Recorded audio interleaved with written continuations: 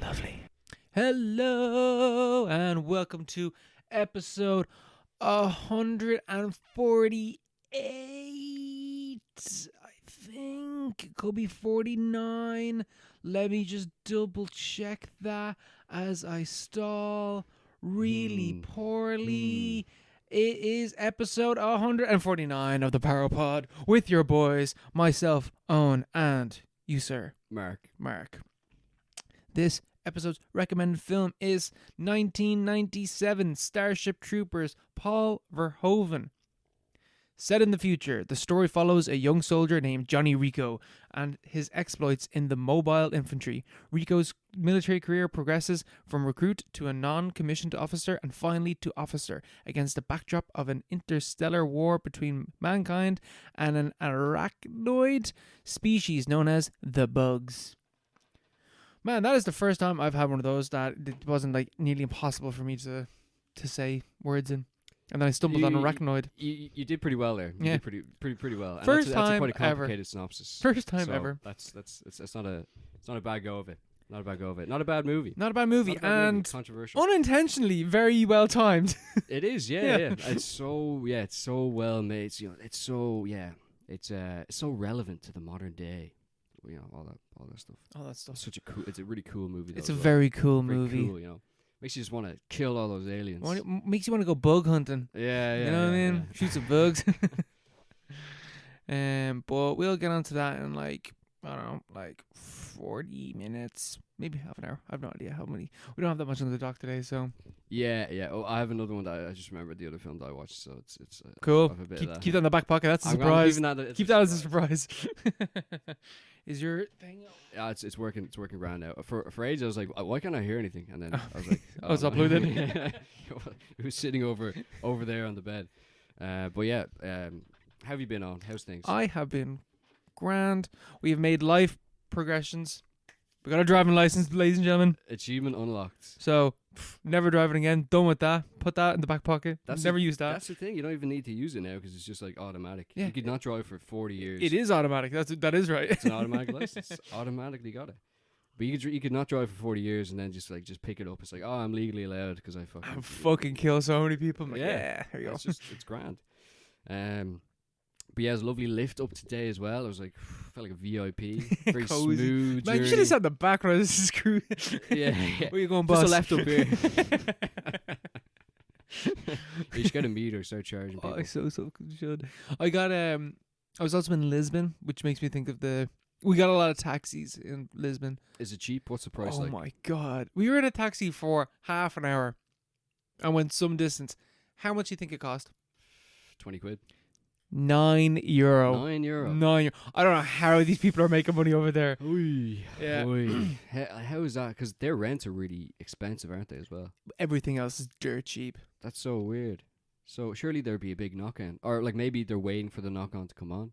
Is that maybe a thing? I don't know. A lot of the trips though were super quick, so it was like €5 here, €5. So I think they just are able to just tally up loads of €5 fares. Is it easy to get around? Is it like are they spending ages in traffic? Is that a thing? No, because everyone in Lisbon drives like a fucking psychopath. Oh, okay, so they're all in a rush. Oh man, we got into the taxi and the first man that we had, very nice man, said to us, "My one thing about Lisbon is check both ways when crossing and make sure the car stops before you start walking." Because they will just go through red lights. No bother. They don't care. Is it like Italy where there's like a filter light and it's just constantly on if there's no one walking? There is that, but they will also just drive through red lights. Oh, okay. Yeah. They will just go. They'll just drive. It's that Mediterranean kind of laissez-faire attitude. Yeah, fuck it. It's alright. It'll be fine. Just like a lot of police watching the guy run red lights. Like one of the taximen that we had, we were driving down a single lane road. Yeah. And there was cars like in front of him, and there was a gap on the left-hand side for parked cars. And he just went vroom into the fucking parking spots, booted up, and then forced his way out in front of another car, and then went on the opposite side of the road to get around to get in front of the traffic lights. And I was like, listen, man, I know that this is a taxi, but like this, you don't need this. You can just take your time. It's okay. Yeah. And then he was like, stupid drivers don't know how to drive. I was like, what the fuck? Yeah. You're a danger to society. What? Lisbon's lovely, but Jesus, I wouldn't. Every time I go anywhere that's not Ireland or the UK, It's always mad. they always drive like fucking lunatics. I don't understand it. I don't know how they do it, and why can they do it? Yeah, I don't know. I think it's pretty just strict here because we've so many people die here. Surely so many people have to die over there, though, but maybe not. Apparently not. We've much higher death rates, but I think a lot of it is people in the country. I think there's too many rules to the road. That's the problem. There's too many rules. Yeah, there's too many rules. It's too hard to get your license here. That's the problem. It's too hard to get your license, and then when you're driving, it's like, I saw these fucking boxes and rows. Just let me drive where I want to drive.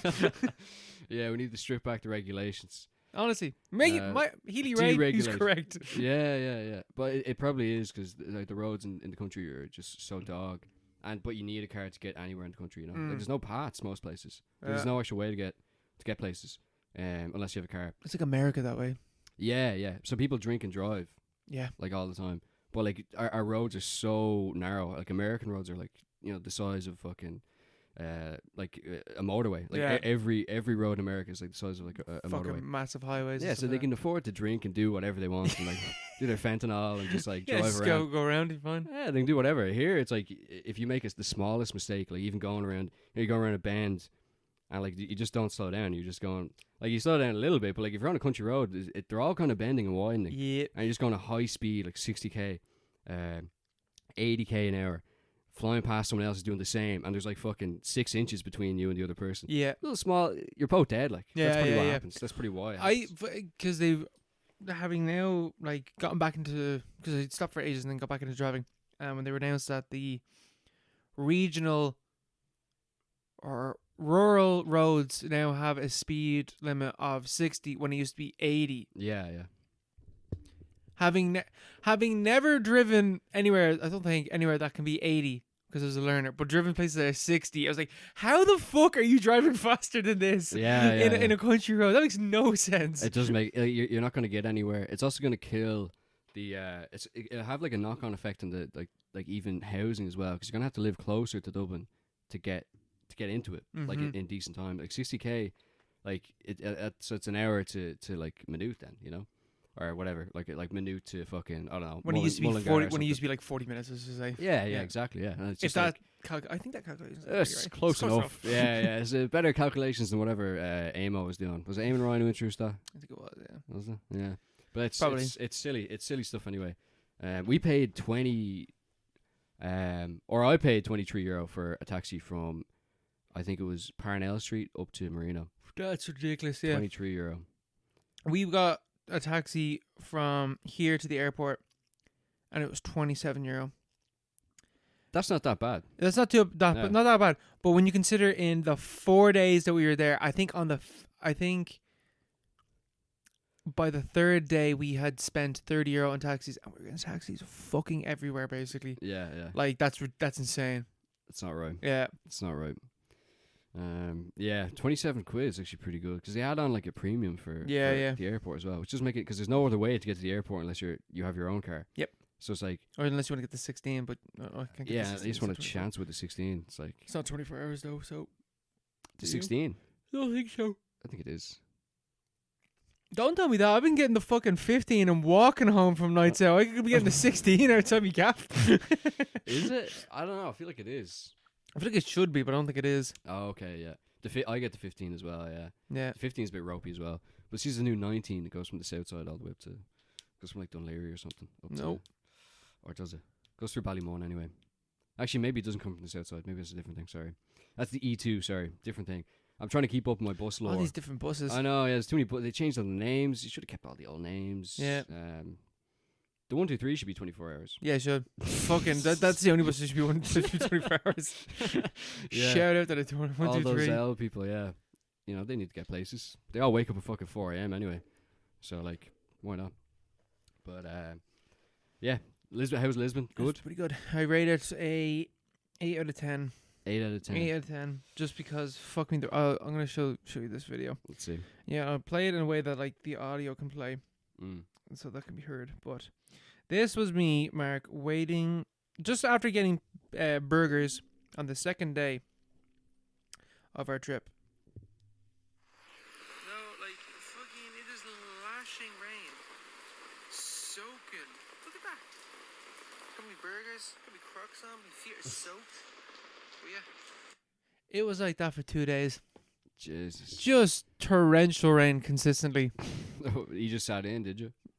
Like, the first day we were like, nah, we're here, we're going to go out and do stuff. Yeah. And then we went home and like, fuck that was a terrible idea. And then just stayed in, and then went back out to get, because this is his birthday, the first night we were there. So we went and got tapas. But second day, we were out for like 2 hours, 3 hours. I'm like, fuck this, back to the hotel. And that was the day that I got like pizzas and just, or burgers and just stayed in because it was miserable. It was fucking miserable. Yeah. That's and grim. And then the Friday, it was nice enough that we could go out, which was a nice change. And then the Saturday, which was the last day, was absolutely beautiful. And that was the nicest day of the entire trip. And it's like, great, we're going home. How long were you there? Like, or how long were you there on the Saturday? Our flight was at 9. Ah, that's not too bad. So had the full day, but like there's stuff that we wanted to do that we didn't have enough time to do because we were like, oh, wait until the last day, and then realized there's not enough time to do. We want to go to Sintra.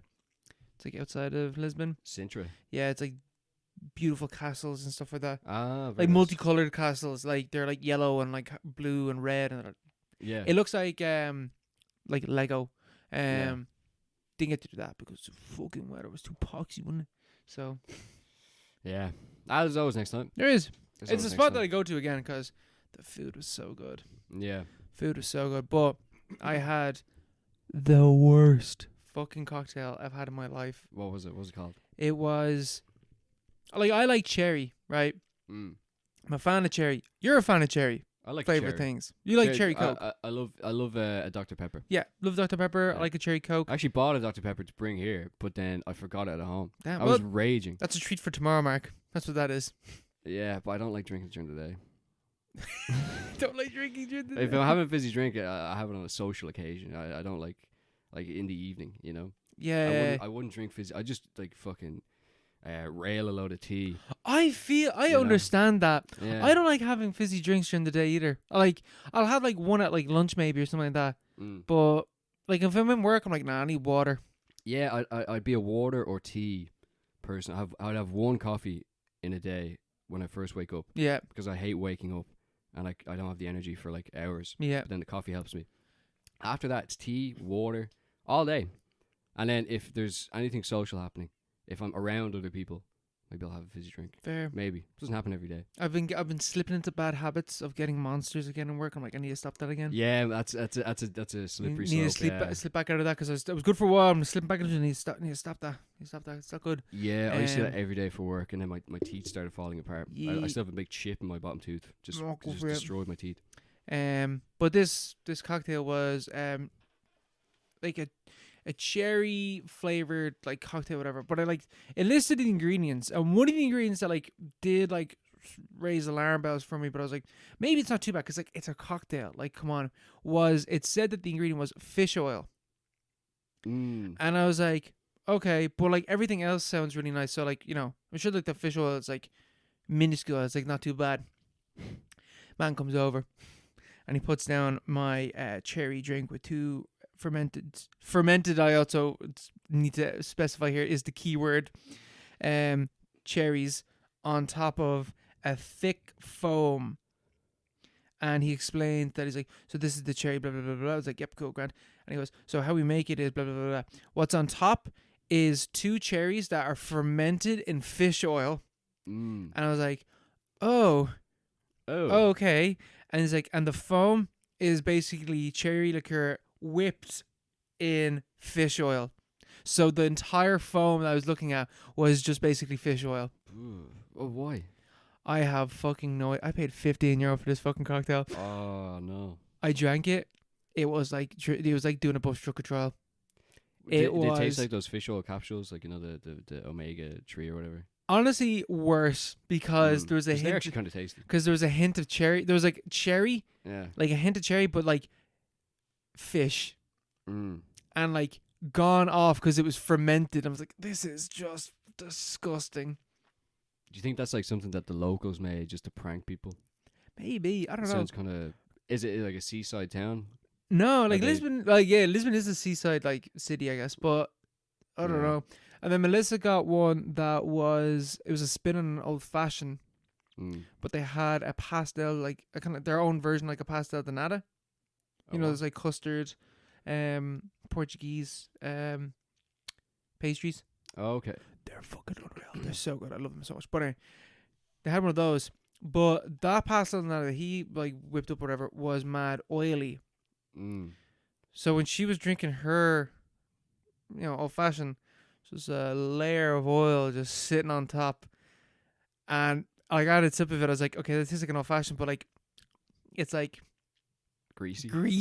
I was like, what the fuck is this? Yeah. So afterwards, I got an espresso martini. I was like, I'm gonna fucking get the most basic bitch fucking thing that you can't fuck up.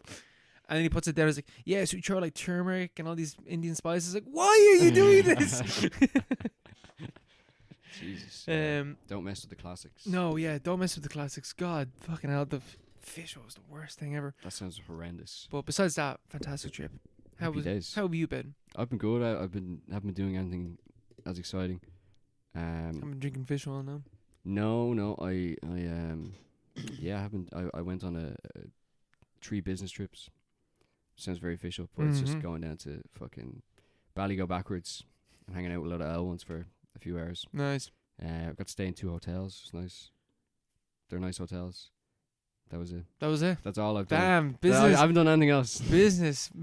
Doing business sounds exciting. Business trips. That's not really what. Yeah, it's more just I had to give a presentation, I think. The American way. Yeah, and I was off, and I had like I wanted to. I feel like I should probably be very official in those things, but I just kind of dress like this, like in like a sweatsuit, or what do you call this, tracksuit? Yeah. And I had like the bag that I have with me now, like just like a laptop bag, and then like a plastic bag full of my clothes for the next day. Nice. So it didn't look very official at all. Yeah. And I feel like people judged me the second time I did that. First I'm like, okay, maybe he doesn't know. Second time I'm like, what the fuck is this guy doing? I feel like there was a bit of judgment in the air because everyone else had like jeans and stuff. Smart cash, like. And they had like like a duffel bag and stuff. Oh, fuck off. Yes, come on, grow up. Yeah, there's no pretensions here. But it was nice. It was the second hotel had like a spa, a sauna, a pool. I still feeling that in the back. Went for a swim. It's very nice. And I went to the steam room as well. And like, because we've been in steam. We've had many occasions of being in steam rooms. We have had many experiences in steam rooms together. Yeah. And but this one was so hot. It was ridiculous. I got in there and I felt like I was being waterboarded. I felt like I was drowning. It was like, because the air was just so thick. The air was wet. Yeah. It was like soggy. And I was like, I closed the door, and like the door wasn't like, it didn't lock or anything, like, but imagine it did that. But like it just kind of clasped shut. And you had to force it open. You had to kind of like push it open. But it wasn't like I feel like that's a really bad idea. Yeah, it's like you have to force something like a clasp or anything like that. If someone's like feeling lightheaded, it's like, I need to get out of here. Yeah, you just want to get out. But it's like to contain the steam, I suppose. But yeah, once I got in, there was loads of people in there, like locals, and they're chatting about like they're all bollock naked. Most of them were like, yeah, pretty close, but like they're all chatting about like the local GA team and like what was going on. And I was in there for like 10 seconds. I was like, I need to get out of here, but I can't leave because they're all going to see me walk in for 10 seconds and then get out. This clueless Jackie down from the big city. Yeah, you need to prove a point. Can't even hack it out. Yeah, and I was just there like, like proper like trying to inhale. It was like the reverse of SpongeBob in Sandy's Dome. It was too much water. It was like no more water, and I was sweating bullets. I was like, I'd only been in there like a minute, and there was like an oil all over my skin. Yeah. It was like the No better, bro. the pool water had just fucking, it was like venom. Yeah, you know? congealed. Congealed with my sweat, and I was just covered in this film of sweat. It was horrible. I actually don't like steam rooms. I much prefer Nor do saunas. I didn't like it at all. I much prefer saunas. I think Yeah. saunas are way better. The I like sauna the was way dry more heat and low-key. just fucking sweat my balls out. Yeah, the sauna was way nicer. Yeah, way more low key. And in kind of like, even like in Canada, the sauna was just like laid back, and you just kind of like, Wasn't like- hot enough, that one. yeah, it was more. That one was kind of like, is this thing on? Yeah. We were trying to see if it's even on. We're throwing water on the thing to see if anything would happen. Definitely breaking it. But Pretty broke it, yeah. But then the steam room was just like, was quite hot. But this steam room I was in, it was just ridiculous. But yeah, that's kind of what I got up to. I don't think I did really anything else. I haven't really done much. It's been kind of surviving, getting by. Fair. That's what it's about. That's the important thing. That's the most important thing, really. You Tell you know. one thing I did though in Lisbon. What did you do? I finished season 1 of Killing Eve. Have you ever watched? What is Killing Eve? Have you? You've never watched this, have you? I've never even heard of it. Oh, sorry, I have heard of it, but I don't know anything about it. I just know the name. Yeah, Killing Eve is by you're one that does Fleabag. Oh, I know her. Double barrel name. Yeah. Yeah, I don't know her name though. Can't think of her name. Anyway, she writes Killing Eve, or wrote, I guess, because I think Killing Eve is finished. And it is about Eve, who is she's like an MI5 worker, and she's obsessed with serial killers and assassins. Mm. And it also follows Villeneuve. Couldn't think of her name for a second. Villeneuve is a psychopath assassin. She's very, very good at her job. But she's a bit cocky and is a bit kind of bored with her job. And Eve gets on basically picks up the scent of that, like, Villeneuve exists, and is like convinced that this woman is real, where no one else is like, she doesn't exist, she's not real, blah blah blah. And it's about Eve trying to track down Villeneuve, and Villeneuve just kind of toying with her in the most like fucked up way, like not like in like mad disturbing ways, but more like I was expecting like in like the end of season 1 that we'd have the final, like, oh, they come together. I think in like episode 3 or 4, Villeneuve just rocks up to Eve's house. He's like, how are you getting on? I could kill you at any moment, just so you know. I'm not going to do that because you're interesting and I like this cat and mouse game. Yeah. But know that I could kill you and your entire family, and I will if I want to, but I won't. Jesus. And it's like Eve trying to track down like her past and find things out about her. But it's so good. It's such a good show. I really recommend it. It's on Netflix. It's 3 seasons. Mm-hmm. It's British, I want to say. Ah, So it has must be, like 8 episodes a season. There's only like 27 episodes. 24 episodes. 24? Yeah. 3 by 8 is 24, yeah. It's like 24 episodes. Uh-huh. But it's just like, it's such good, intense cat and mouse games, and like some of the stuff that Villeneuve does, because the moment you're just like, oh yeah, she does have a heart, she is like, you know, a person, and then she'll just do the most fucking fucked up thing ever. She'll just destroy someone just for the laugh, just because you can. Like in the first episode of season 2, it's like she befriends someone, and you start to feel like, oh, like she can feel for them, and like, you know, empathize with them, and like, you know, care for them, maybe, like not really, but like she can kind of care for them, and then she just butchers them. just because she can. And it's just like this constant tonal thing of like, oh, like really funny, tense, and then just like Villeneuve just doing messed up shit. Is Villeneuve French? She's Russian. Russian, okay. Yeah. Okay, yeah. It's not her actual name. I'm forgetting what her actual, because It's Villeneuve a code name. is the code name, but I can't remember the fucking actual name for her is. Uh-huh. But it's so good. It's got so many twists and turns, so many moments that are, oh, how are they going to get out of this? And then cliffhanger, and then the next episode, you're like, oh, that's what they get out of it. Yeah. And it's got the highs and shit like that. It's also really fucking funny. Yeah. Like, there's just one line that just sticks in my head where, like, this, like, MI5, like, leader woman is bringing Eve into, like, this, like, kind of underground, like, MI5, like, basement, like, top secret shit. And, she's as they're walking into the door, she's like, oh, you see right there? I once saw a rat drink from a Coke can there. Both hands. And then they just walk in. And I was like, I can really picture that. Yeah. They're smart. And they get big. Big enough to hold the Coke can with two hands. You've had them. I've seen them. You've seen them do it. Maybe a small one of those 250ml Coke cans. Probably. But that's, I've been watching a lot of that. I've also been watching a new anime. Not a new anime, but it's a new anime to me. What is it? Hajimme No Ippo. It's a boxing anime. Boxing anime? Yeah, I've never watched a sports anime in my entire life. Yeah, is that a big genre? But yeah, sports anime is huge, but I was like, why would I watch that when I can watch, actual sports? Actual sports. Or I can watch wrestling. Yeah, true, yeah. But it's really good. It's a classic, like, anime. And I'm only like 15 episodes in, but it's super good.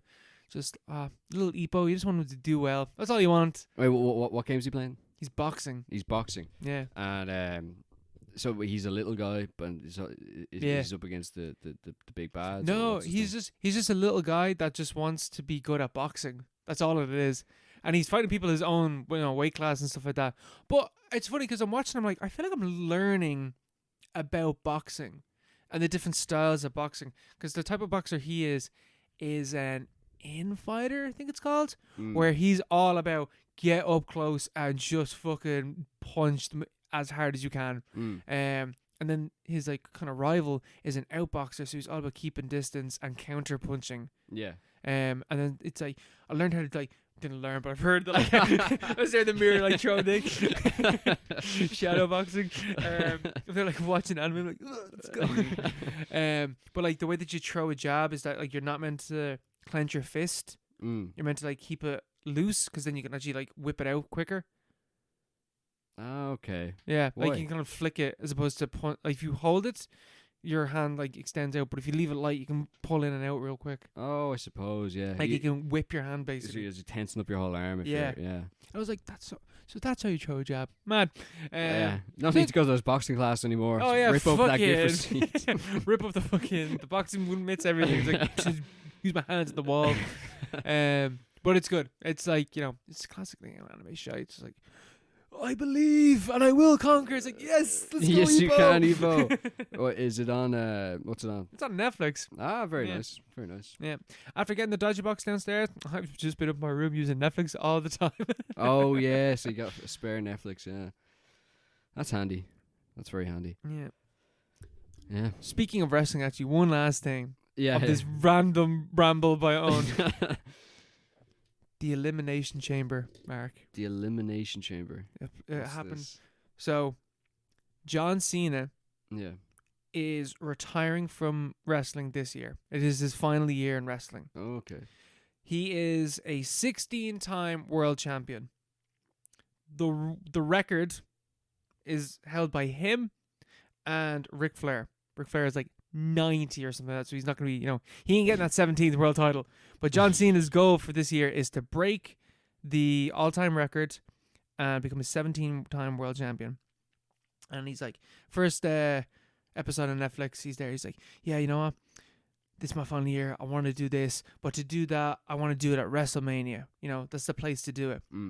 But I haven't won a singles match in forever. So I don't know how to get there.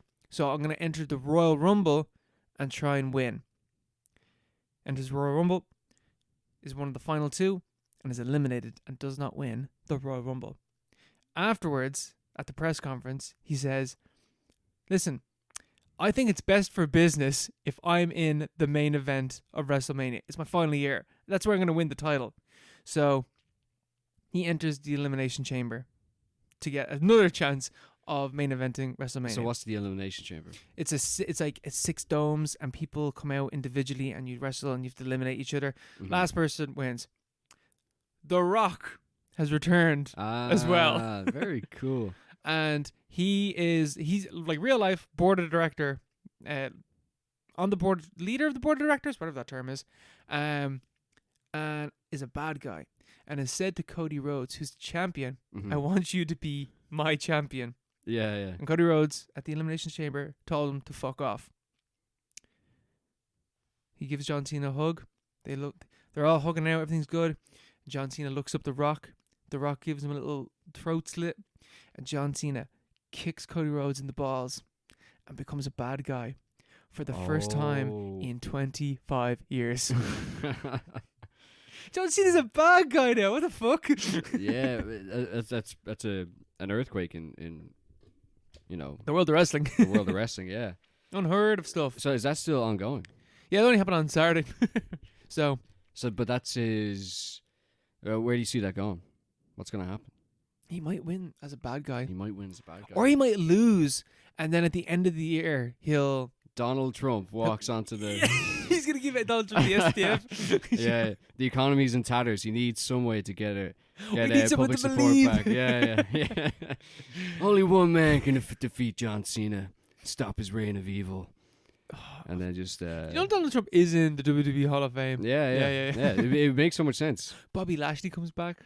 Umaga's dead, but like in real life he's dead. So we'll get Bobby Lashley back, and then we'll do Bobby Lashley versus John Cena with Donald Trump. That sounds good. Yeah. That, like ratings through the roof. I'll tell you what. Yeah. Well, Logan Paul is a wrestler as well, and there was something with him with Donald Trump, like. Yeah, they're like mates now, aren't they? Yeah, probably. I don't know. Yeah. I don't really know. Not too sure. I haven't followed the Pauls No. too much. There was something very funny though, because the Elimination Chamber was in Canada, and I did not know this, but WWE sing the national anthem of America. Yeah. Everywhere. Everywhere. Okay. Doesn't matter where they are. Yeah. So they sang the national anthem in Canada, Yeah. who booed very loudly during the whole thing. And the commentator's like, what the fuck? What's this about? It's like, read the room. Yeah. Read the room. Yeah, even the Canadians are not happy, That's Even the Canadians. That's a bad move. The Canadians, the most boring people ever lived, Yeah. They're going to take a stand. No. But even they are. They're the nicest people in the world. Yeah. And they're like, we're having enough of this. Yeah, we're done with that. Oh, fair play. Where was that, in Vancouver or Toronto? Toronto, probably, maybe. Probably Is it Toronto. BC place. Probably Toronto. I want to say Ontario could have been. Oh, I think it was. Is that either Ontario or it was Toronto? I'm not sure. One or the other. Is Toronto not in Ontario? Something like that. I think you're right. Yeah, I think it is Ontario, Toronto. I could be wrong. I have no idea. Yeah. We weren't there. I vaguely remember where Vancouver was. That's about it. BC, man. Yeah. BC. British Columbia. British Columbia. Let's go Whitecaps. Still my Whitecaps jersey. It's too small for me now, though. It's sad. Damn. Time passes. One thing I regret not buying was an ice hockey jersey. Like a big Kevin Smith. Oh, yeah. Yeah. They look fucking E. You could order one. I could. Yeah. I don't think I want to. Yeah, what was the Vancouver team? What were they? The Canucks. The Canucks, okay, yeah. Canucks. The Vancouver I Canucks. think they're good. I don't know. They might be good. Don't know. I don't know. Yeah, who cares? I barely know what happens in like football, let alone. Yeah, there's some. When you were saying that, I realized there was football on. I just forgot about. How are Liverpool doing? They're Are they doing okay? They're doing great. The league's over. It's finished. They've won. Like, Oh yeah, yeah. that's good. To Who hear. cares though? I don't care anymore. Couldn't care less. Boring. Wait, who is? Okay, can I take a guess who's second? Yeah. I believe Brighton have been doing quite good. Not even close. Not even close. Has Newcastle been doing very well? Second. Second. No. Okay. Arsenal. Yeah. Okay. Arsenal second. Yeah. Fair play to Arsenal. Yeah. Maybe next year they might win. They've been doing that for 3 years though. Yeah. Second place is their fucking spot. That's their spot now. Yeah. Liverpool had that for a while, but Arsenal have taken it over. So fair play to them. Third. Okay, let's see if I can get like in 3. Yeah, third. I actually have to look up third because I'm not too sure. I've a general idea. I like the top 4, because I always just remember when I was younger that like it was Arsenal, Chelsea, Man U, and like Man City, and we'll throw in Spurs in there as well. They're the 5. Man, Liverpool were top 4. That was the whole top 4. What did I just say? Did I not just say different? Did I not add in Liverpool there? There's not Spurs and City, no. I don't know, but no, you're right. Yeah. Liverpool are in there. There's like Yeah. There was like a top 6. So Yeah, it's like a top 6. yeah. That was always those top 6. Yeah. Now I'm just like, fucking Newcastle have any in this? Yeah. Brighton all of a sudden or someone. Well, you love to see Brighton because it's like it's some random team. Newcastle, I used to like Newcastle, but they got bought by the Saudis and then they got a bit better. It's like I have no respect for anyone who's Fake teams. A fake team. And Man U are dog shit. They're dog shit. But they're fun to watch. Okay, are they? They're bottom of the table, not bottom, but they're near the bottom. They're very near the bottom. Yeah. Are they? How many teams are in the Premier League? 20. 20. Are they 16th? I'd say I would have said 16th, but I think they won last week, so I think they might have gone up. But yeah, they're like a few points above relegation. That's so funny. Yeah, but they're fun to watch, and it's like if they win, it's like that's a real club. That's a real club. Yeah, it's not a fake club, It's like they're just like they've been mismanaged to bits, and they're just falling apart. Whereas like, someone could have come in and just like I don't know, like someone could have bought them out and just like made so much money off and just farmed the league. It's like no, they chose to be shit and to make things worse for their fans and for themselves. Yeah, and they just kind of like crashed and burned for like 15 years now, nearly. It's a beautiful thing to see. And it's good to see, it's, as opposed to like City and Newcastle, owned by entire countries. Why are Man City shit now? They're not even that shit. They're like 4th. Oh, like they're doing all right. They're just like way off what they used to be, and like it's just that's just the pattern of things. Like Euro's gonna have an off season, but it's like even when they're at their peak, they were so boring to watch. I never liked watching them. I never watched them unless Liverpool were playing them. And even then, I didn't watch it that too much because I just didn't like watching it. Because usually Liverpool would lose and it just ruins your weekend. But like they're just so boring, like just atrociously boring to watch. Haaland. Yes. Like he's such a boring player. Such a boring player. Like all he does is just tap ins and tap ins and tap ins. It's like his movement is great. Who gives a shit? Like who cares? Don't care. I want to see someone get the ball and run. Yeah, I want to see someone dribble. I want like a crazy overhead. I was gonna say or like long distance shots. Yeah, you want long distance shots, and it's like City do the same thing where they pass around fucking 50 times around the box, and then they get in, and someone squares someone else, and then he taps it to an open net. That's the most boring thing you could it's only better it stays 0-0. It's just so boring to watch. Yeah, they're saying like remember Barcelona used to be like they're the big dogs. They were so boring to watch as well. Even at their peak, they were so fucking dog. I found them so boring. It's just passing, so boring. Messi was a great player, obviously. Yeah. Great to watch. But it's just like, fucking hell. Like, this is just, they're keeping possession so well. Who cares? They're doing anything with the possession. I don't support Barcelona. I don't care if they keep possession very well. Like, I want a good game, I forgot that Ronaldo was from Portugal, and we were walking around. I was like, "Why am I seeing Ronaldo so much here?" Yeah. He's from like Madeira. Yeah. Way out in the sea, the Atlantic. Yeah. It's meant to be Madeira's meant to be beautiful. Yeah. Where does he play now? Is he Saudi Arabia or something? Yeah, he's Saudi. Yeah, he's just chilling over there. Fair enough. Scoring a load of goals, being a big rapist. Yep. Fair. No, not fair. That's not fair at all. No. Yeah, he's a criminal, but great player though.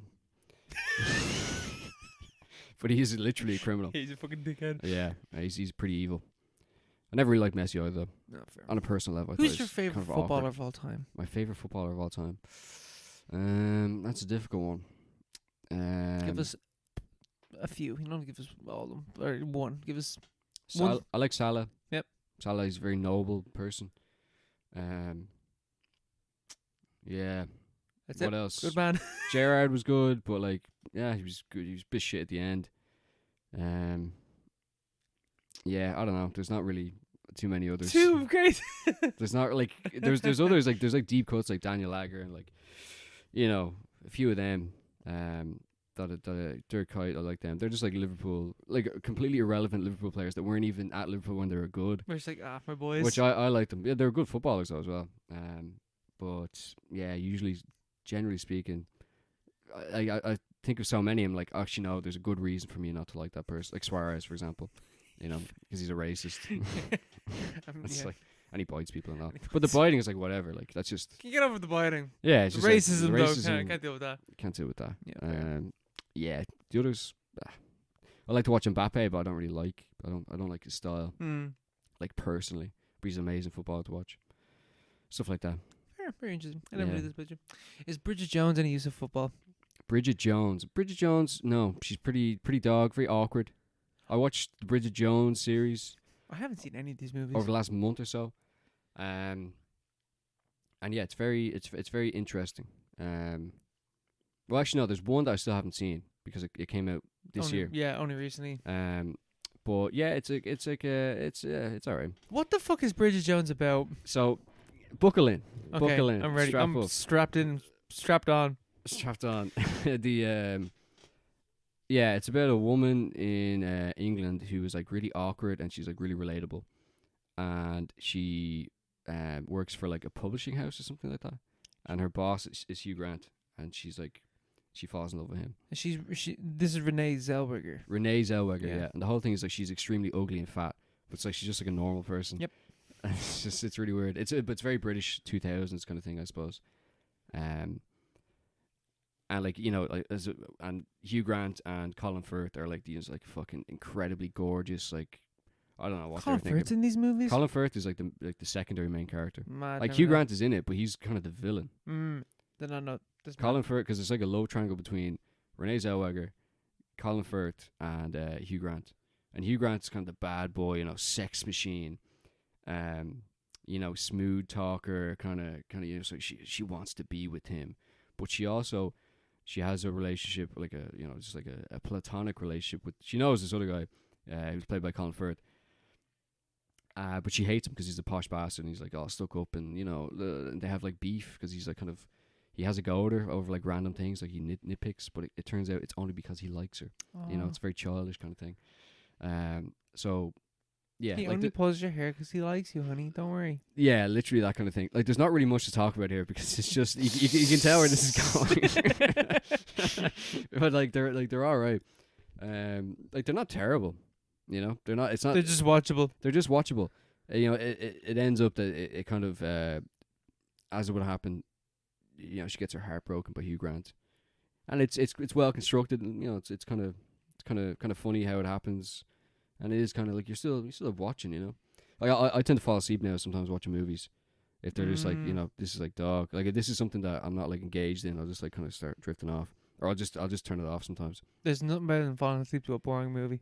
Yeah, it is really satisfying, but I always wake up and I feel like I'm hungover. Yeah. But it's just like oh man, because I just feel like so full of regret because like I didn't get to do all these other things that I don't need to do, but it's like now I have to like actually go to bed.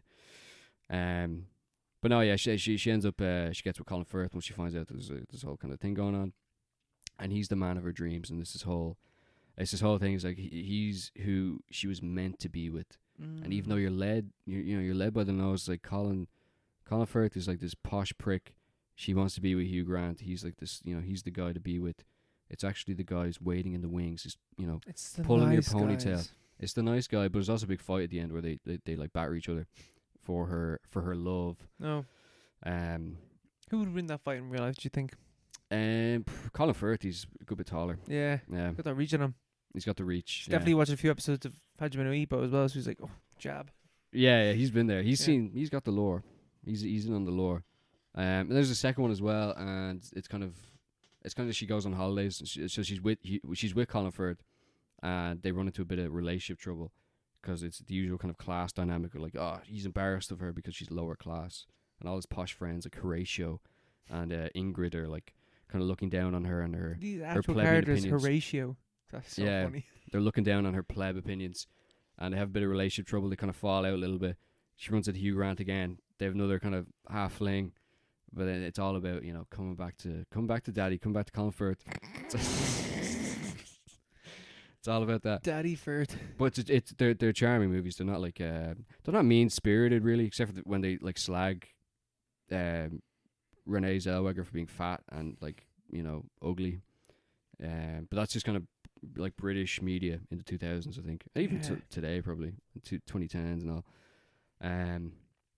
They're not terrible. They're not terrible movies. There's only 2 of them, and then the third one. Yeah, I think Man, if you told me there was like 6 of these movies, I'd believe you. I just feel like Bridget Jones' Diaries is like one of these things that yeah. there should just be loads of. Yeah, it's always been around. And yeah, they're like kind of cultural touchstones. But I don't think most men are aware of what exactly Bridget Jones is. Anyway, in any. It's just I just know it's like a rom-com. Yeah, it's a real girly rom-com, but it's like they're like, it's not terrible. Hmm. You know, it's not like a Ghost of Girlfriend's Past kind of thing where it's just like, this is just fucking dog. Yeah. Like it's a pretty decent watch. They're pretty decent watches. And they can be pretty funny as well. You know what? What's the word to phrase this? Like forgotten gem. I don't want to say gem for what I'm about to say, but a forgotten piece of like British media that spawned into my head the other day. Remember Come Fly With Me? Yeah. Yeah. That was really racist. Yeah, I just had images of just blackface in my brain just like the other day. I was like, why did that exist? And that wasn't even that long ago. That was like mid 2010s. Yeah. And yeah, there's your man Matt Lucas and David Walliams, wasn't it? Yeah. They did Little Britain as well. Did you ever watch that? No, but I I remember seeing like bits of it. Yeah, just blackface in that as well. Is it? Yeah. I just remember being like mad. disgusted by like the whole kind of aesthetic of it. Yeah, I hated the whole aesthetic of it. I had no. It was so gross. Yeah, no intention of watching it. Come Fly With Me. I've seen a few episodes because I think my brother liked it for a bit. Yeah, that was dog. But they're just so like they're like peak British. I don't know how they've been allowed to get away with all that shit. Yeah, now they're still just like they're just treated. Yeah. That happened, but they're still like David Walliams is like a children's book author now. But he's a dick. Is he? Apparently he's a fucking arsehole. I feel like you can tell that just by hearing him talk. Yeah. And he was on Britain's Got Talent as well. He was a judge there for ages. And he's like, why are you making this about you? Weird. How you're like the focus when you're on this show. Yeah. Oh, but he's. I feel like you can tell that he's a bad egg. And yeah, like, but they're very British comedians. I feel like they got shows at one point in the mid 2000s. Like, this guy's funny. Yeah. But like, I don't think anyone necessarily agreed. It's just like I feel like most British comedians like aren't funny in any way, but they're just kind of like, this is the guy, he was in this before, so we'll put him on this panel show, or like on this, they'll go fucking cycling around Norfolk, and we're gonna follow them for like 10 episodes. It's gonna be on Sky Atlantic. So who's watching those? Like, but they're all dog shit. Sky was mad for just putting a random show. They still do it as well. It's like like BBC do it. They all do it. But it's all these people who like aren't like, maybe they're okay, but they're not that funny. I think what it is that they're palatable. Yeah, and they're established. Yeah. They're names that you would recognize, and that's all you need. Yeah, I suppose.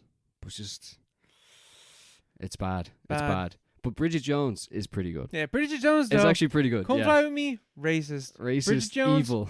Not really. Yeah, kind-hearted, well-meaning. Well, except for all the fat jokes and the sexism.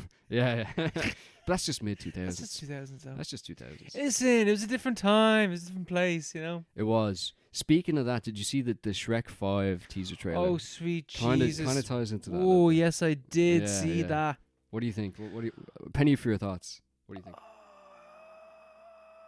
don't like it at all. Same. So, like obviously you're not going to make him look like he did in Shrek 1.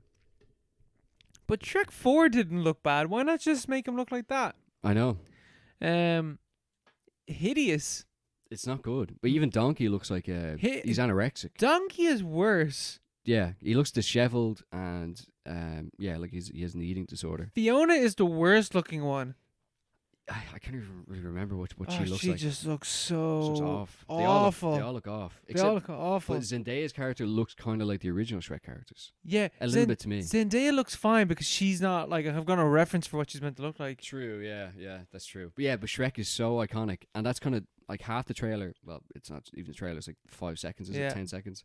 But like half is about he's so iconic. You know, he's a meme, which is like a road they should not. No, don't do that. For a teaser trailer, maybe okay, you want to get people involved. But if the movie's going down that direction, it's going to be dog shit. But like, it's like, oh, he's so iconic. You know, he's outgrown what he used to be. He's not just this character or whatever. But He's an icon. He's a symbol. He's a symbol. He's like Batman. Yeah. The Green Knight. But like, but then you change the character design. Why would you do that? It's just insane. He looks real oily. Yeah. He looks. I know he's an ogre, but he looks rubbery and oily. Yeah, in a bad he way. looks rubbery. Yeah, that's the best way to put it, I think. But even like Puss in Boots 2 had that kind of a redesign. Yeah, But like, I was thinking, oh, maybe they'll do Shrek 5. I was thinking before, like maybe they'll do a redesign of all that. Like they probably would. But like even and even at the end of Puss in Boots 2, he's sailing off to far, far away, and the Shrek music plays. yeah, It's like, oh, it's gonna happen. But then that doesn't make any sense because the Puss in Boots from Puss in Boots 2 couldn't work in this universe because they need to redesign his character because he doesn't look anything like. They don't match. They don't match in any way. Like why they didn't just because they have Puss in Boots 1, which doesn't look like Puss in Boots 2. Yeah. And like that's like completely like like I haven't seen it, but I'm sure it's like just completely fine. Puss in Boots 2. 1. Oh yeah, not have I. Puss in Boots. Have you seen Puss in Boots 2? It's class. It's so good. Yeah, it's great. So good. Yeah. Yeah. Why can't you just do that? But, Yeah. I don't know. Maybe it's just because DreamWorks are. I think this is gonna be like one of the first ones that's made out of house. Like it's. Oh, okay. Yeah. So, it's not. It's not really DreamWorks. I don't know. We'll see. But fucking hell. Yeah, it doesn't look great. It looked like a fucking arse. Doesn't look good. Do you know what movie I'm so excited for? Minecraft. That thing. Steve. Yeah. Everything I see from that film looks dog shit. Yeah. And I've also realized I think Jack Black is only in bad movies now, and he's not in anything good. What was the last good movie he was in? Kung Fu Panda 2. Okay. Have you seen the last Kung Fu Panda? No, I saw the third one. The third one was fine. Yeah. One of them said was good, was fine. Kung Fu Panda 4 is probably arse. I'm just taking a guess there. Probably arse. It definitely is, yeah. Yeah, Jack Black, I can't remember the last decent thing he's was in those Jumanji movies. Yeah, they were dog though, no? Probably. Yeah. Oh, I think Super Mario Bros. Is meant to be alright. Oh, yeah. Is it? Is it actually though? It's meant to be Or is alright. yeah. It's meant to be surprisingly not the worst thing ever. Yeah, that's not a great bar though. Me and Melissa were flicking through Netflix and we saw, like, I haven't seen that movie, but I forgot that Seth Rogen is the voice of Donkey Kong. And he goes, and like slams him down. And the two of us looked at each other like, that's just not right. That Donkey Kong shouldn't laugh like that. Yeah. He's another guy who hasn't been in any movies at all. He just gets put in as like Seth Rogen, remember him? Like, he's not actually doing anything at all. Yeah. Which is kind of, because he was never that funny, I don't think, in my opinion. I like him in Pineapple Express. Yeah, but he was just so, like, he just like fucking nearly 30 years ago. He just played himself, like. He's just a dude. He's just a dude smoking joints. He was just a guy. Yeah, he was in Bernie in 2011. Jack Black. That was a good movie. Okay, that was 15 years ago. Yeah. That was the last good movie he 14 was in. years ago. Tropic Thunder 2008.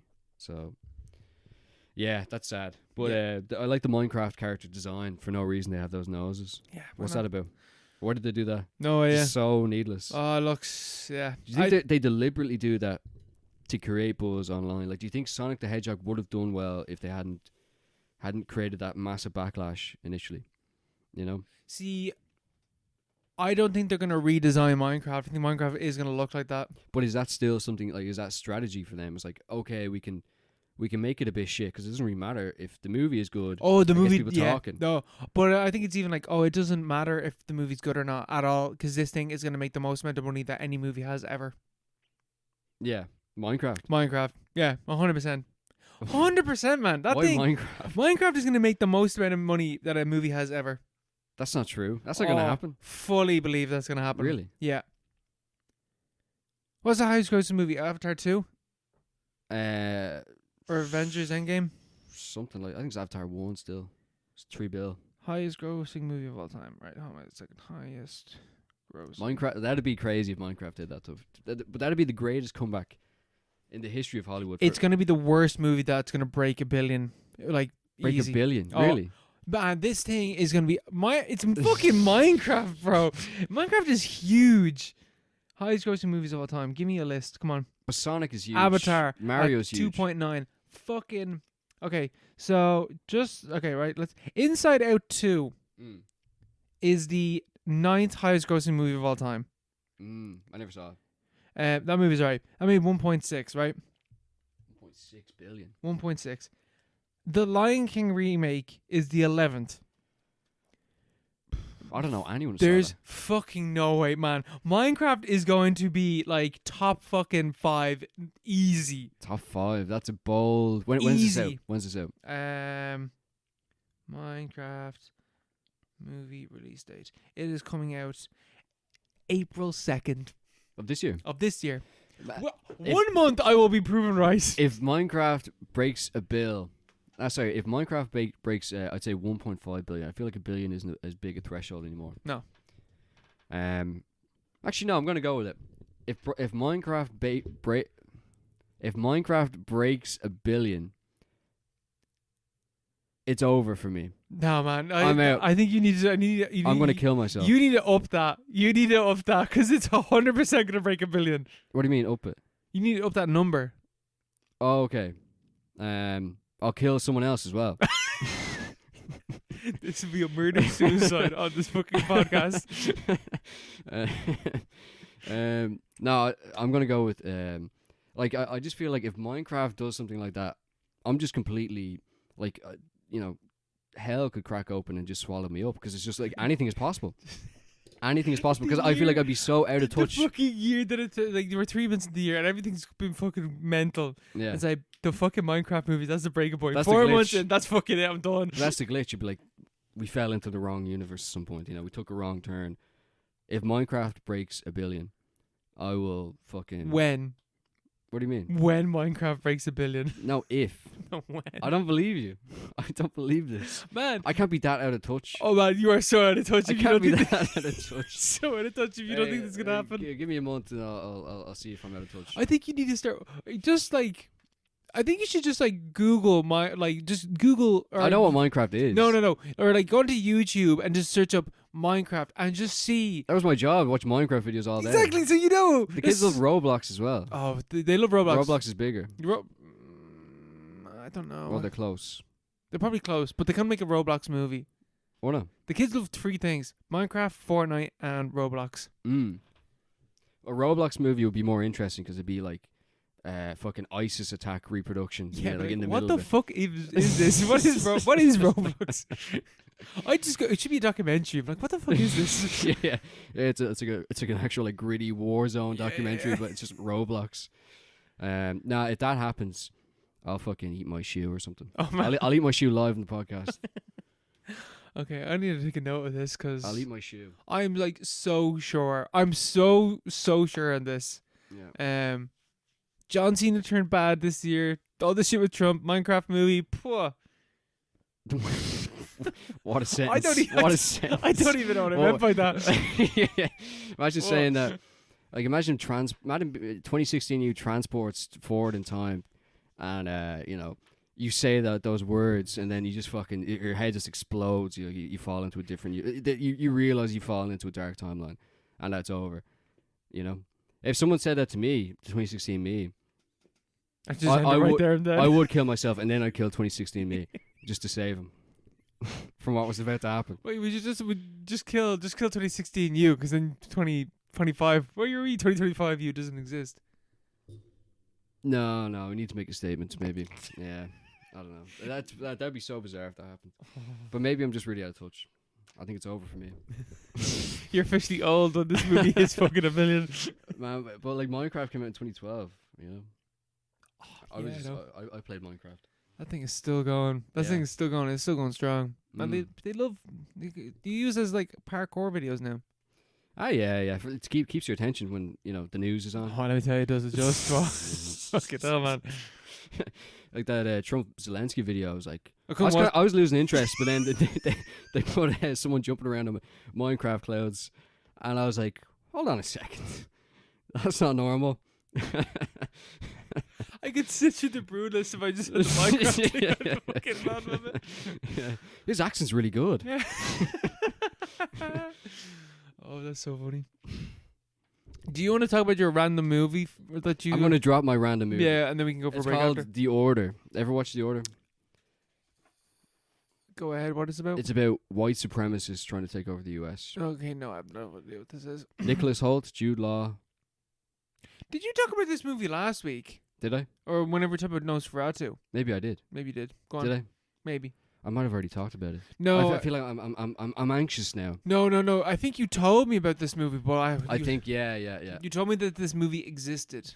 Yeah. Is this a new movie? This is a new movie. Okay, yes. But I would have watched it maybe at least 2 weeks ago, 3 weeks ago maybe. You told me about this movie on the podcast, but you haven't talked about this movie. Yes. Well, I have watched it. It's on Prime. Nice.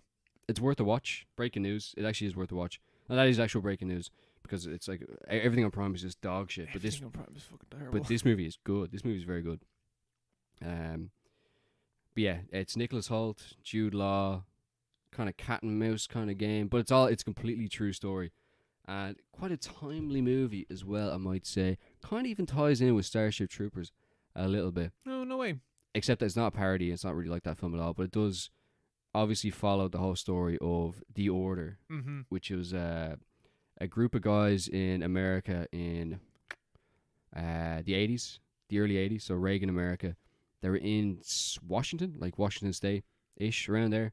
There's like a whole barren land, and they had this whole idea. They were like they grew out of like a Nazi church that kicked them out for being too crazy.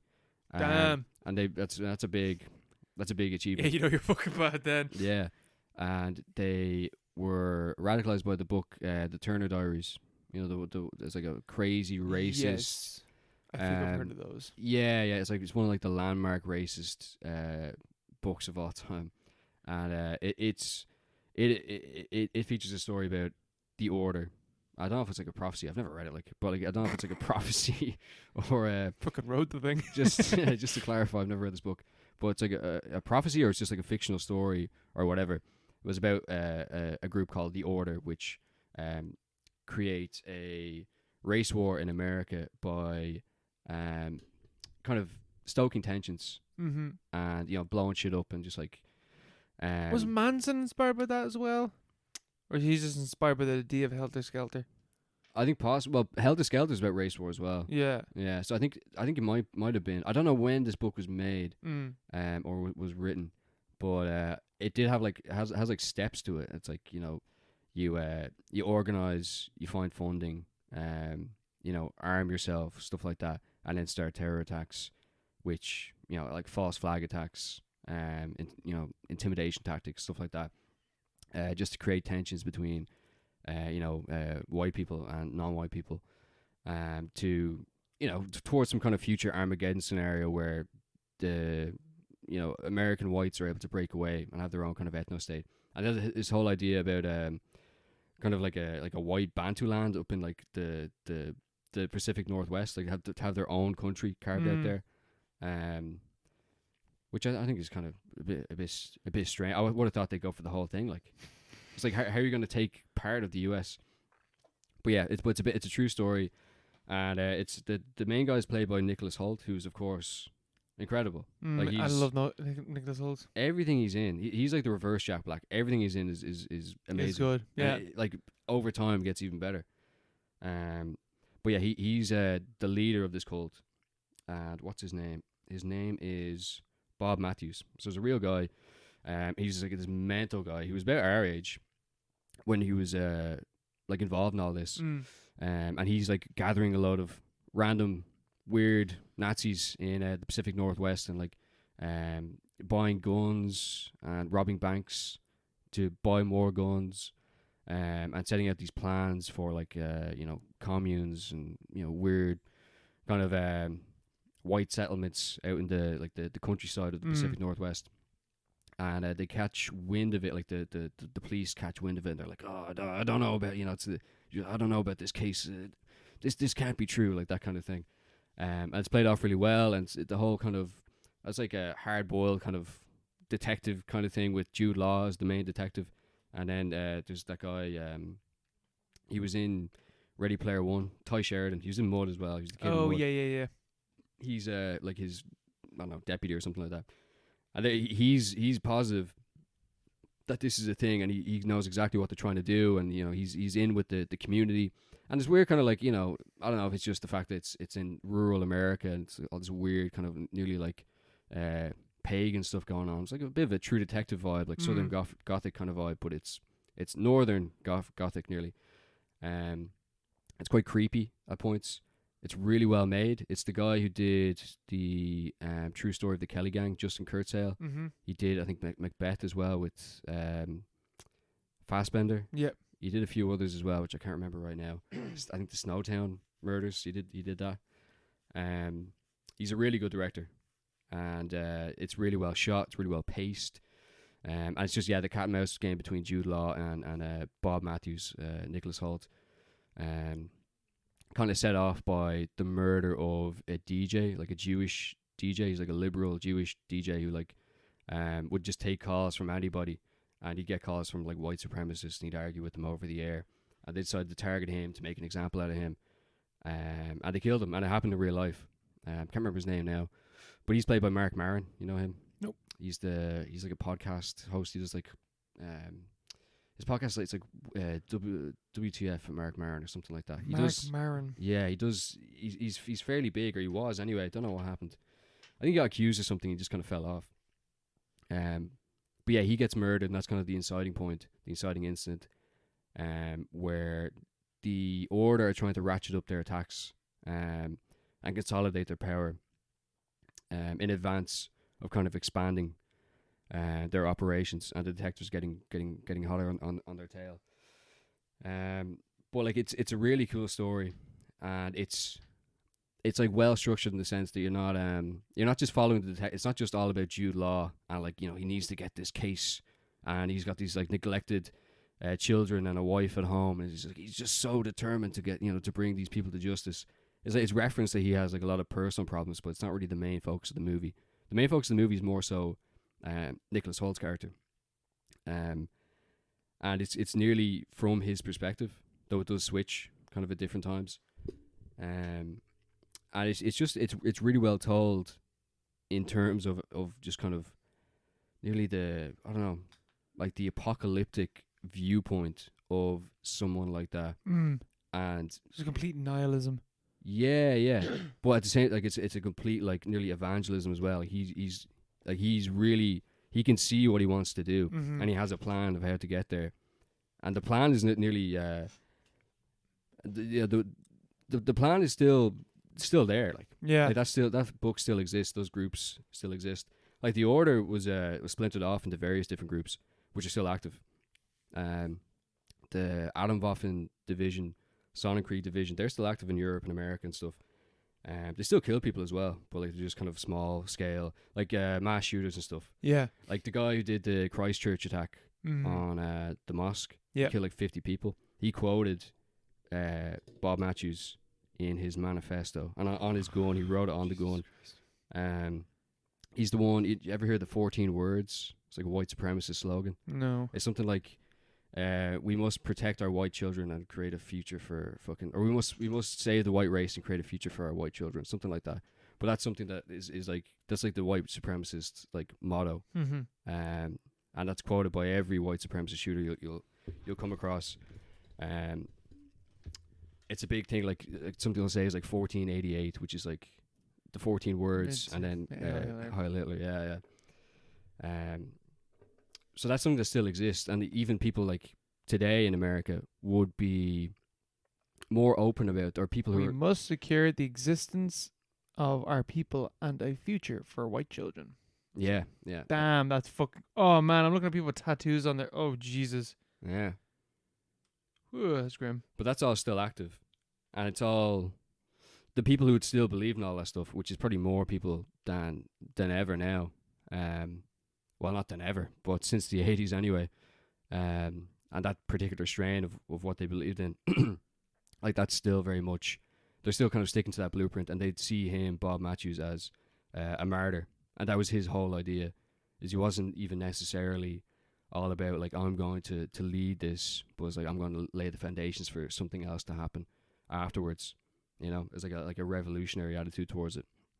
And the film does leave it quite open-ended in that sense as well, because it's more like, this is what happened, and you know, then you know everything else has happened since the 80s, and you can kind of fill in the blanks there by yourself. It's just kind of like more context than anything else. I thought that was interesting, the fact that it does actually relate, because it's very easy to be like, oh, like this is just like Trump supporters, and like that is kind of what the movie does. It doesn't directly say that, but like you're making that obvious connection in your head that this is something that is still kind of bubbling somewhere underneath the surface. And the whole idea of like a vanguard of like, you know, crazy accelerationist white supremacists trying to tear apart the US, like that's like, you know, that's if they're trying to do it in the 80s, they've an even better chance of doing it now. Yeah, you know, and just the lengths they go to, and the level of strategy and tactics and ideology and just kind of organization that they have. Yeah, considering the resources they had at their disposal, it's pretty crazy. yeah. And it's all it's shot really well. It's a cool action movie, without being like crass about anything.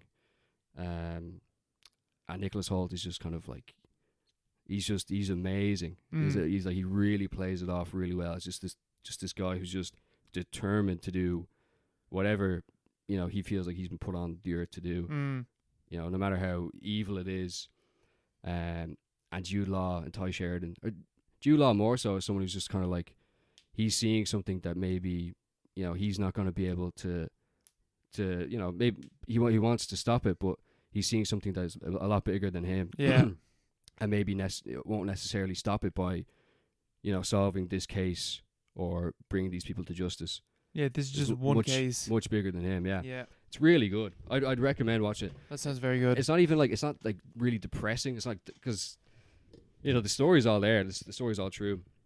It's already happened. And it's what, 40, 50 years ago now. So like, it's not a depressing movie where it's like, oh shit. It's just like, it's good, it's exciting, it's a cool thriller. It's quite interesting, and it does obviously relate to the modern day to some extent. So yeah, I would recommend. I'll put that's on the watch list. Yes, yeah, have a look. Have a look. That sounds very good though. Yeah, it's good. I love a Prime Video banger. Yeah, which is I just thought it was Prime very sometimes surprising. bring out bangers. Sometimes they bring out bangers. Do they? Sometimes. Every so often.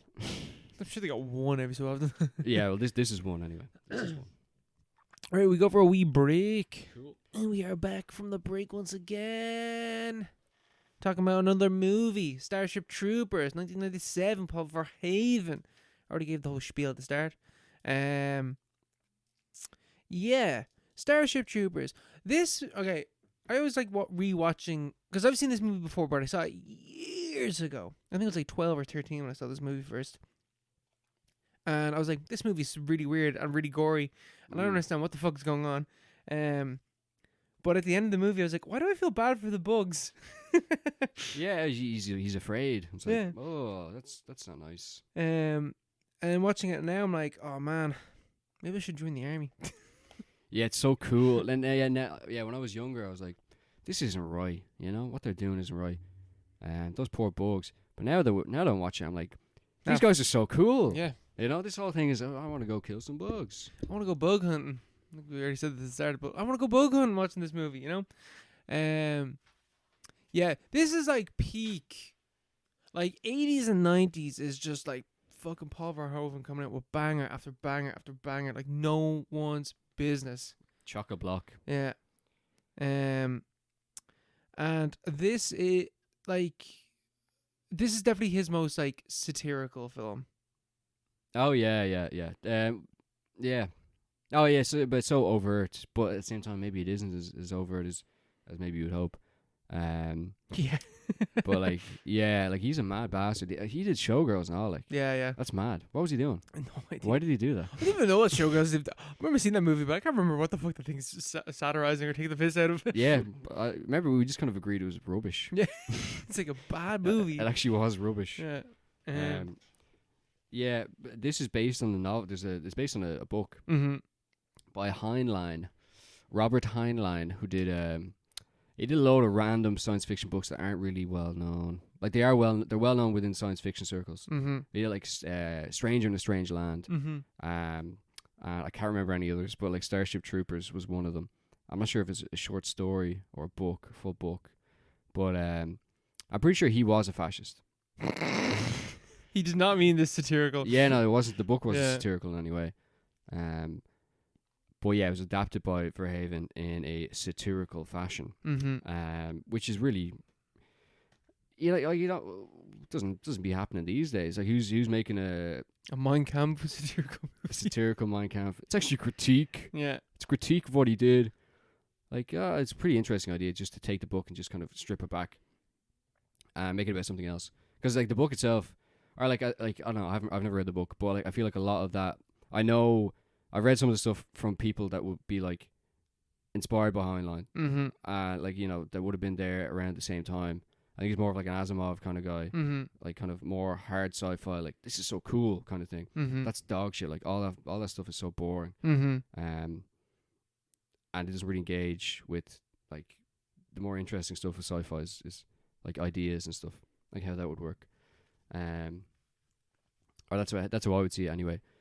But this movie actually it goes in the other direction, where it's like this is so cool, they're doing all these things, but like it's not really. It's about think about what exactly they're doing. Yeah. And why they're doing it, and it is really subtle, to be fair. I think, in the sense that if you just turned this on and you had no idea what it was, and it was just on like Film 4 at like fucking 11 o'clock one night. You just be like, this is a really weird movie. It's a really good movie, but like it's just so like overtly fascist. But like it isn't as like obvious all the way through the movie. Yeah, like you have the ads, like the ad sequences. They're amazing. They're really good. They're so good. But they're so like today as well. Like how you would. I'm sure it was the same in the 80s as well. I'm not like, I don't know, but like. The mixture of entertainment with news and like just like kind of brainwashing is just done really well, and that's where it's like really clear and obvious. But like a lot of the rest of the movie just kind of plays as kind of mostly a normal good sci-fi movie, like from what I read of it anyway. I was watching a video that was about like edgelord movies. Yeah. And Starship Troopers came up in it because the guy was referencing another YouTuber that talked about Starship Troopers and said like Starship Troopers is not a good satire movie because the satire really only comes out in the ad bits. Yeah. And like they don't have like there's like 5 of them in the movie, and that's like really where it's satire. Yeah, it's like punching you in the face. But if you remove those bits, it kind of plays out just like a regular like sci-fi action movie. A bit more amped up because I do think there are bits where just like you can kind of see like what it's poking holes at, but it's not the entire film is not as blatant in your face. This is a take the piss out of fascism. It's only really in those ads that you're like, this is taking the piss out of fascism. Because I think as a kid, like I don't like obviously kids aren't gonna pick up on it, but I did just think it was like a regular sci-fi movie when I was a kid. yeah, like you sympathize with the main character, like you sympathize with the main. Gaff. Yeah. They blew up. Those bugs had it coming. Buenos Aires, like I can't believe they did that. Why would they do that? They must be evil. But I also think it's kind of a testament to like what it's satirizing as well, because like it's like the ads are about entertainment and how that's mixed with news and like ideological training and stuff like that. But like this is, for some parts of the movie, if you're just watching them in isolation, they are kind of indistinguishable from a regular sci-fi action movie. But I think that says more about Sci-fi action movies and just yeah. action movies in general than it does about the movie necessarily. Yeah. Even though the movie I think is kind of ahead of its time as well, because I think it's like this would be, if this was released today, it would still be a really good like sci-fi movie. Yeah, I think the special effects and stuff like that are like phenomenal in They're this movie. really good. Yeah, Yeah. everything's like it's an amazing movie. Mm-hmm. I think like even if it wasn't a satire, I think it's still pretty good. It's still a good movie. Yeah, it is. But obviously, what takes it to the next level, like the reason why it's still going to be remembered and why it still is remembered and still talked about, is because it's not just a sci-fi action movie. Because it is doing other stuff, and it's a commentary on sci-fi. It's commentary on politics and other things like that. And it's just more the medium that he chose to do it through is like the movie is complicated by the fact that it's a movie nearly rather than him doing a bad job of it. He just does an amazing job of it. Maybe people who are like, I know it is quite popular with like online for like far right people because it is all that like masculinity, and he's like this like icon of the stoic hero who he gets the girl and he saves the human race. That bit's so. I always thought that was so weird that like his love interest dies. His love interest at the start of the movie, and then like deviates to the girl that he probably should be with, and then she dies, and he just goes back to the other girl. I was like, this is such a weird movie. Yeah, for that. yeah. I always thought that's a weird thing in the movie that like the love interest is so so replaceable. Yeah, or like yeah. what you think is gonna be the love interest like really isn't. Yeah, yeah. Like he gets her killed to get to a girl that doesn't really want to be with him. Yeah. And she dies for basically no reason on a completely pointless mission. That under false pretenses, where they're the bad guys, so that the fella that she fancies can get with someone else. Total waste of time. Like the whole thing was a complete waste of time. Yeah. Like her death is completely pointless. Like it doesn't achieve anything at all. And yeah, but it is so interesting how it doesn't translate to maybe just if someone is just watching this purely as they on TV, just comes on TV one night, they maybe wouldn't get that. Because it's not even it's not an art movie in any way. Like it's not artsy. Like you would just watch it that way, and not maybe see those things, because like stupid stuff like that happens all the time in movies, and you just accept it. Like most action movies, it's just like this isn't really like look at one way, it's like that doesn't really make it. Why would they do that? Like that just seems bizarre, or that seems kind of pointless. But you don't ask those questions because there's no point. Because like none of those movies make any sense anyway. They're not supposed to make any sense. Yeah, this movie makes you think about those questions. Yeah, yeah. Because it is kind of pointing you vaguely suggesting that you should look at those questions. Yeah, but yeah. doesn't like hold your hand to it. Which is like that I do like that, because in a film like this, I think that because it is like so over the top and like so 80s for a 90s movie, that if it was being really like in your face, more in your face than it already is, I think it'd just be kind of cringe if it was just like really hand holding in its like critique outside of because the ads are literally like punching you in the face, be like, this is what we're taking the piss out of, and then everything else isn't that. But I still like the bits that I always like is that scene that you're talking about, the invasion bit, where like she dies and the commander dies. Two like the most important characters in the movie die in a pointless mission, and then Rico takes over, and he's all the kid like the new recruits come in, and they're like fucking 14, 15 years old, and he's just like, oh, we're the old ones here, we're the old men now. It's like, you've only been in this war for like 3 weeks. yeah And he's like a general or something at the end, like and it's like that's how quick like the grunts are replaceable. Is like you fought in this war for like a month, and you're already viewed as like old. Yeah, but then it's like the insects that are supposed to be like mindless hordes. Yeah. That they're just following a hive mind, or whatever. But yeah, like what do you think about the fact that you kind of do need to think about the movie, or like to actually engage with the movie, to actually to really watch it. Like you can't just watch the movie. No. Really. Yeah. Like you kind of have to think about those things. It's like they caught the queen or whatever at the brain end. bug. The brain bug, yeah. And this must control all the other bugs. We don't know really anything about the bugs at all. And everyone in that scene is just doing what they're told. Yeah. Like mindlessly. Like they have no thoughts of their own.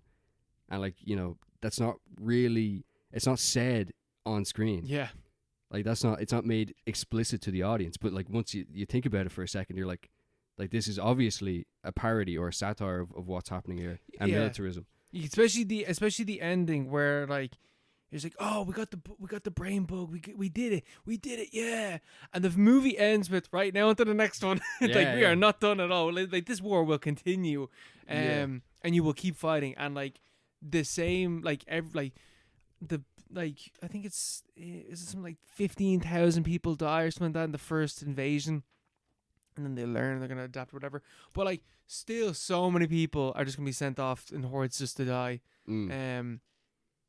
Yeah, I've always wondered because there is other ones after this. There's Starship Troopers 2 and 3. Yeah, they're not satire, are they though? I don't think so. They are, yeah. I don't think just they follow are. on from it. Yeah, they might just do that. Yeah.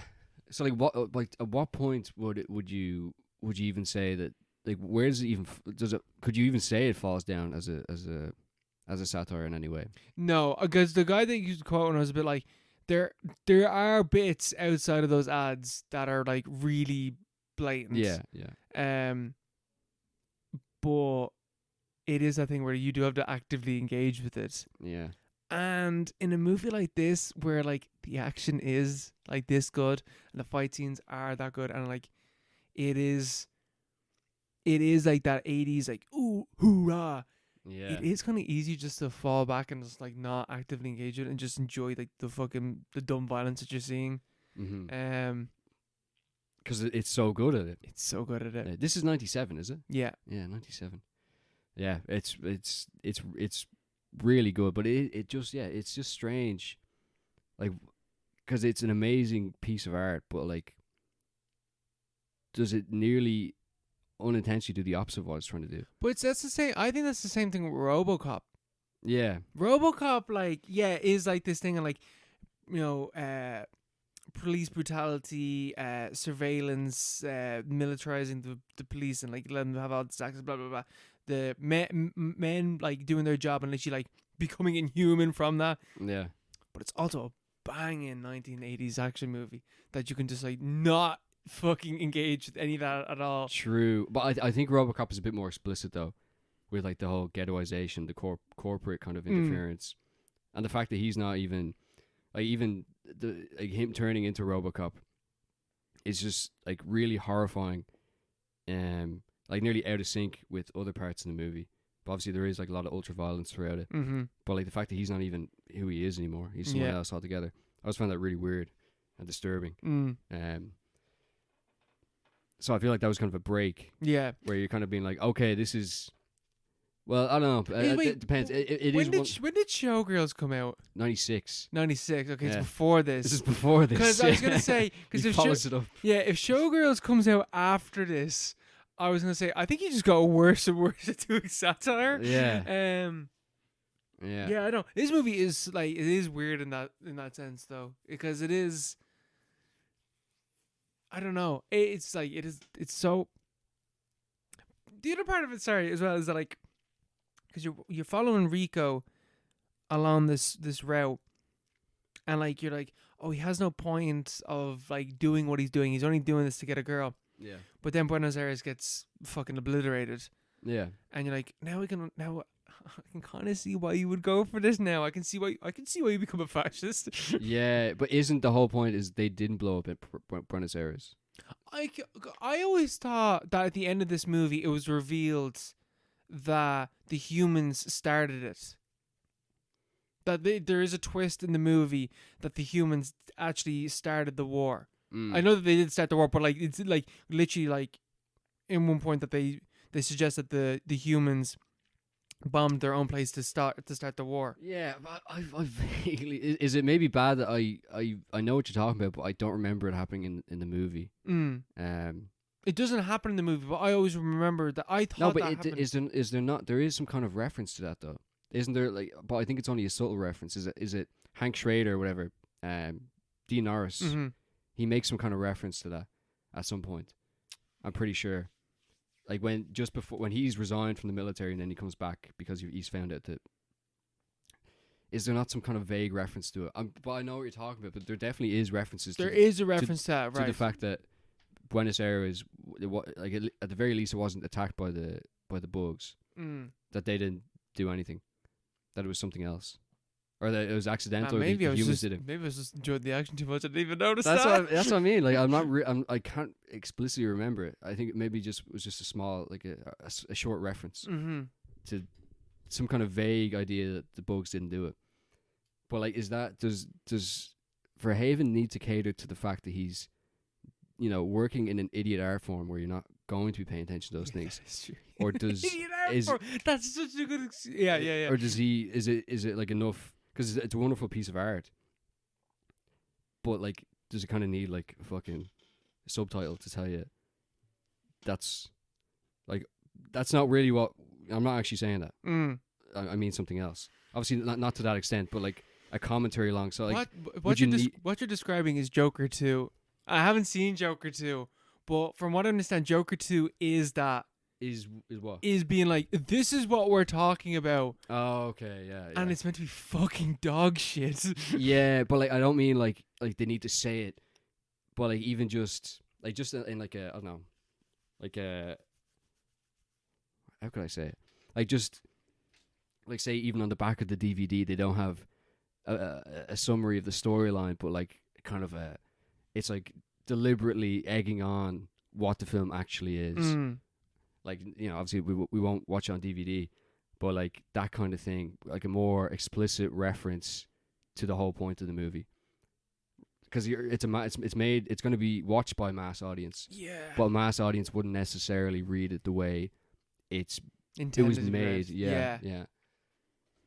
Like, I don't know, because it feels criminal to say he should have made it more obvious. But I think he should have. Well, yeah, I think he kind of should have, yeah. But that's the same thing with the likes of like Taxi Driver and stuff like that. Where I know the Taxi Driver is an art house film, but I feel like you might have probably made it more obvious what you were trying to say with that movie. Yeah, but that is an art house movie, though. Yeah, like he's not. That wasn't made to people. Yeah, turn it on at like. I'm trying to think of another movie. It just comes on TV. I can't think of anything else that is like this, like mainstream or released so mainstream that has this message or a message like it. That's sophisticated in that kind of way. Yeah, that's like slightly too subtle. But I think it's what you said earlier, where it's also a comment or a critique on the movie, where like because you're not noticing it, it's kind of critique on the whole art form itself, that it is like so. Yeah, exactly. Yeah, enrapturing. But is it possible to do that within the art form itself? I suppose it is. It has to be. It has to be. But like, yeah, but like, how do you make that? How do you make that work without just reinforcing what's all the bad stuff that you're talking about? Nearly. Yeah. Like how's that? Like I feel like it's something that like you look back on, it's like that's so clever. But at the same time, it hasn't had any effect obviously at all. Yeah. Like it's not like people are like that's a really, like no one talks about Starship Troopers aside from like people like us. Yeah. Like, well, that's a really good critique of fascism. They're like that's a class movie. Yeah. Because it is just a class movie, and it's perfectly fine to watch it that way. But you're just missing the point of the movie. Which is okay. Which is fine because it's the movie isn't like, it doesn't need to really be read that way. Does it need to be more explicit about it? Does it need to be read that way? Because obviously it does. I feel like I'm going around in circles here, but like I feel like it's so criminal saying this movie should be more obvious about what it's doing. Yeah, I think it's just that the allure of just like it's like I think that actually the best comparison I can think of is Wolf of Wall Street. Yeah, that's a good one, actually. Wolf of Wall That's a Street good is like this whole critique of like greed and capitalism and all this shit. But it also makes that stuff look really fun. Yeah, it looks really and cool. makes me kind of want to do that stuff because it's like, yeah, you can be a piece of shit, but you can also have lots of fun. Yeah, and he seems really cool, and he's making loads of money. Yeah, I think Wolf of Wall Street might be the same thing where like it's super enjoyable. Like it's really good. But it might need to be like a little more. And again, that's so stupid to say about Wolf of Wall Street because it literally ends with them being a fucking nobody trying to like teleprompt person, whatever, telesales man doing shitty speeches. But I think you should have maybe been even more like. Yeah. But like even something like Independence Day came out a year before this movie, and it's like that's a movie like where at the end you have Bill Pullman standing up. Yeah. And declaring a day of independence, reading out the American Constitution, but as if it was, a global declaration of, independence or whatever. And like that's just so, like it's militarism, it's like American kind of exceptionalism, chauvinism, nationalism on a global scale, and they're fighting aliens, which is just like fucking, it's like this movie. But like the movie isn't about that. The movie's just Independence Day, and that's there's no point beyond Bill Pullman being like, I'm an American, and we're all Americans. Everyone's an American. Everyone on planet Earth is an American, and they have to be Americans. Otherwise, those bugs are going to kill them. But this movie's obviously has the signpost saying this movie's not that at all. It's kind of the reverse. But you could still watch it and think it's like Independence Day. Mm-hmm. So I don't know. It's still a great movie. It's an amazing movie. It's a really good movie. It's so the ad sequences are great. Yeah, I think they're great. Just the way they mix take all those them things out together. and maybe take them out and maybe talk about this movie differently. Yeah, if you did a producer's cut or something, it could just be a straight. I would be so interested to watch 2 and 3. Because I feel like those movies could be what we're talking about. Yeah. Starship Troopers without the ads and without the fucking any form of critique or mindlessness or anything like that. Yeah. Like, it could just be Independence Day. Mm-hmm. But does that mean like this is a critique of fascism? Mm-hmm. But like it's just a normal movie. Yeah, that's really meta. Does that not mean that like so like that's kind of like a condemnation, kind of stepping out further? It's like just a condemnation of every movie. Yeah. Everything. It's not even just a critique. It's like, if you enjoy movies like this, you're a fascist and an idiot. You enjoy fascist propaganda. Yeah. But it's a great movie. It's a great movie, though. It's really good. Yeah, even if you took out those scenes, like, this is a really good action movie. Fuck yeah, it is, man. Get them bugs. Yeah, but it's like, this is racist and it's fascist and, everyone in this is an idiot and they die for no reason. Everyone in this, everyone's a fucking moron. Yeah. It's a good movie though. It's I would be interested to watch the sequels. Maybe we could watch one of the sequels for. Well, you watch Starship Troopers 2. Yeah, watch the second one. Yeah. Yeah, we need Transformers 5 this episode because, God, I'm really burned out on Transformers already. We're not done with them yet, but Or how many other Transformers are there? Too many, man. I think there's like 3 left or something. At least we're out of the Bay ones after this. But I would be interested to see 2 and 3. I also would love to see them because I have never heard a single thing about them. Not a single thing about them. Yeah. I'm presuming they're terrible because I haven't heard anything. Yeah. And Paul Verhoeven didn't direct them. Yeah, I've never heard anything about them. The second one's in 2004. Oh man, that's post 9/11 Starship Troopers. Yeah, it's Iraq War era Starship Troopers. Like that's. Oh my god, that must be dog. Phil Tippett, who's that? He directed it. Phil Tippett. Why do I know that name? His work appeared in movies such as the original. He did visual effects for RoboCop. Man, I have one of. He did Mad God, which is a stop motion movie that he just did in his like studio with a bunch of people. Yeah. Oh, so what's his deal? He did the animatronics and stuff like that for RoboCop. He made the little fucking shooters and stuff like that. Yeah, he did for Jurassic Park and Star Wars as well, apparently. But apparently it's more of a horror than it is an action movie. None of the cast return. Yeah, that's about. Yeah, I said surely they all die, but at some stage. But Yeah. But that'd be that would be interesting. that to watch. has Yeah. piqued my interest. Yeah. That's Well, we're gonna watch that next one. So. because it's like, oh, if you got, like, no, if you said Michael Bay read that movie, I'm like, oh man, I gotta watch this movie. Yeah. But that's still interesting. Phil Tippett. Yeah. What's it rated? I wonder, like, is it well regarded at all, or No. No, yeah, I didn't think, but I did not think so. Starship Troopers. There's a lot of them. Starship Troopers 2, Starship Troopers 3, Starship Troopers Invasion, and then Starship Troopers Invasion or Traders of Mars. Is that what it is? Trader of Mars, which came out in 2017. Oh, it's a fucking animated movie, but that came out in 2017. Jesus. Yeah, so they're still making these things. They made a video game last year. Starship Troopers Extermination. That they definitely made that because have you heard of that game Helldivers? No. Helldivers is fucking 1.9 rating on Hero of the Federation. Helldivers 2 is just Starship Troopers. Yeah, I suppose. Like, reading here, there was a reboot in the mix, or in the works, in the 2010s, and Paul Verhoeven condemned the idea because it was supposed to draw on the novel. So, like, obviously, the film is still based on the novel, but the whole point of the film is this novel is a piece of shit, and anyone, kind of even ignoring the novel. The novel is just a framework to critique action movies, but maybe the movies that come after are just blindly drawing on the novel, even though the novel is nothing special at all. I've never heard anything really notable about the Heinlein novel.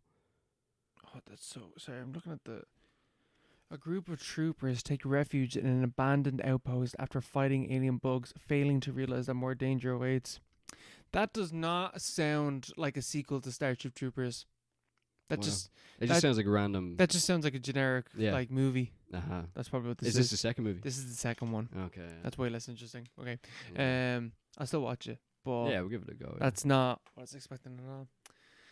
Will we leave it at that? We'll leave it there. Leave it there. But not before our recommended film for episode 150. Is it? 150. Yes, 150. 150. Our recommended film is going to be an Irish movie called Fatal Deviation. Here we go. It's a kung fu action movie set in Trim. Yeah, I think they tagline it as like the first Irish martial arts movie. Yeah, it probably is. Probably is. Probably the last as well. Yes, it's the only Irish martial arts movie. I'm excited for this movie. I've never seen clips of this movie, but I've seen the fucking poster a lot. Yeah. It looks interesting. It's regarded as one of the worst movies ever made. So perfect. We'll see what happens with that one. No doubt it will be interesting. It'll be a baddie, and I can't wait. Oh yeah. Right. Good night. God bless. Bye.